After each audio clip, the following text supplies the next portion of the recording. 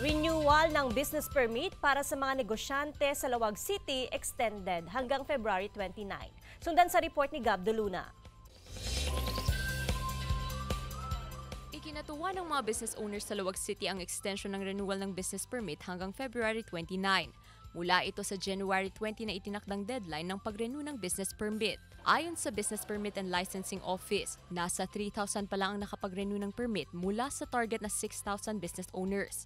Nakaapekto raw sa mabagal na proseso ng mga dokumento ang mahinang signal ng internet. May admit ma'am, tadakil nga tulong kada kami kadeto'y pinag-extend deto'y business permit ma'am. Aglalo kanyak ma'am, ket medyo nakabsot pa ilang kadigito'y ti pinaglako. Dahil online na ang pagproseso, may mga negosyanteng nahihirapan sa mga hakbang. Mabagal din ang usad ng pila, kasabay ng mabagal na signal ng internet. Malaking tulong daw ang pagpapalawig ng schedule para sa business permit renewal upang makaiwas sa multa ang mga hindi nakakapag-renew. Kunti pa lang yung na-issuean ko ng permit dahil medyo internet natin medyo mahina.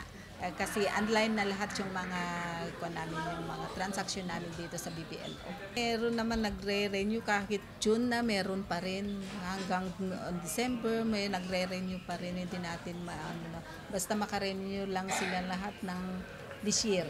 Bagaman extended, paalala ng BPLO na iwasan ng last-minute na pagproseso ng permit. Gab De Luna para sa Mornings with GMA Regional TV.